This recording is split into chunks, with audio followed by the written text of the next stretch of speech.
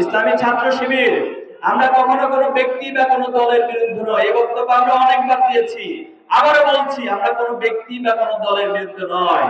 কিন্তু যারা অন্যায় করবেন, যারা চাঁদাবাজি করবেন, যারা টেন্ডারবাজি করবেন, যারা দুর্নীতি করবেন, যারা এই সমাজে মানুষ হত্যা করবেন, এই ছাত্র জনতা তাদের বিরুদ্ধে দাঁড়িয়ে যাবে ইনশাআল্লাহ। আমরা এই প্রজন্ম যে সাহসিকতার পরিচয় দিয়েছে, আপনারা দেখেছিলেন সে সময় সবাই শাহাদাতের তামান্না লালন করেছিল, ঠিক না? সবার মধ্যে শাহাদাতের তামান্না ছিল।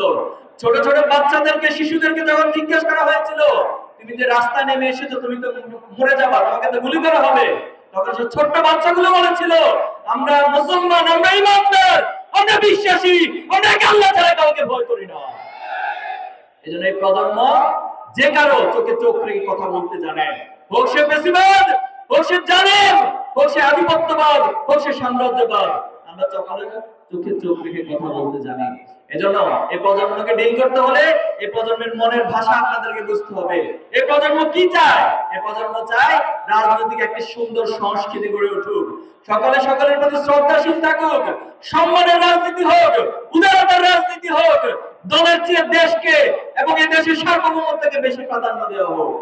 কিন্তু আপনারা যদি শুধু ক্ষমতায় চান, যদি ক্ষমতায় আপনারা উদ্দেশ্য হয় এবং ক্ষমতার জন্য আপনারা নিজেদের দলীয় লোকদেরকে নিজেরা হত্যা করতেছেন, করছেন না? করছেন। একজনকে মনোনয়ন দিয়েছে, আরেকজনকে মনোনয়ন দেয় না কেন, সেই গ্রুপ তাকে গুলি করে হত্যা করছে, দেখেছেন? এই রাজনীতি আমরা চাই? এই রাজনীতি আমরা চাই না। আমরা চাই উদারতার রাজনীতি, সহনশীলতার রাজনীতি, মানুষের কল্যাণের রাজনীতি। আমরা এই বাংলাদেশকে নিয়ে স্বপ্ন দেখি, এই বাংলাদেশকে নিয়ে প্রজন্ম স্বপ্ন দেখে যে বাংলাদেশ সমৃদ্ধ বাংলাদেশ হয়ে গড়ে উঠবে। আপনারা জানেন পৃথিবীর ইতিহাসে যে সাম্রাজ্যগুলো ছিল, তার মধ্যে মোগল সাম্রাজ্য ছিল অনেক বেশি গুরুত্ব এবং সমৃদ্ধ একটি সাম্রাজ্য। আর এই মোগল সাম্রাজ্যের মধ্যে এই ভূখণ্ড ছিল সবচেয়ে সমৃদ্ধ একটা অঞ্চল। কিন্তু আজকে পর্যন্ত আমাদের এই ভূখণ্ডের যে উন্নয়ন হওয়ার কথা ছিল, যে সমৃদ্ধি হওয়ার কথা ছিল, পৃথিবীর বুকে যেভাবে মাথা উঁচু করে এই ভূখণ্ড দাঁড়ানোর কথা ছিল, সেভাবে আমরা দাঁড়াতে পারি নাই। এর অন্যতম কারণ কি? এর অন্যতম কারণ হচ্ছে এখানে সুন্দর একটা বাগান আছে, কিন্তু বাগান পরিচর্যা করার মতো ভালো মালি আমরা কখনো খুঁজে পাই নাই। এখানে সুন্দর একটা জাহাজ রয়েছে, এই জাহাজ পরিচালনা করার জন্য ভালো সৎ নাবিক আমরা কোনোদিন খুঁজে পাই নাই। এজন্য আগামী দিনে আমরা সৎ, দক্ষ এবং দেশপ্রেমিক নাবিক আমাদের প্রয়োজন, যারা এই বাংলাদেশকে সততার সাথে, দক্ষতার সাথে, দেশকে ভালোবেসে দুর্নীতিমুক্ত একটি বাংলাদেশ গড়তে পারবে।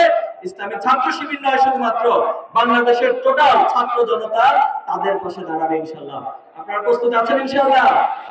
এই দিনাজপুরে কি সৎ, দক্ষ, দেশপ্রেমিক প্রার্থী আছে? আপনারা খুঁজে পাইছেন তাকে? ওনার পক্ষে কাজ করতে পারবেন ইনশাআল্লাহ? ইনশাআল্লাহ আমরা আগামী দিনে সকল অপরাজনীতিকে পদদলিত করে এই সমাজে, এই রাষ্ট্রে একটি উদার এবং সৌহার্দ্যপূর্ণ রাজনৈতিক পরিবেশ নিশ্চিত করবো ইনশাআল্লাহ।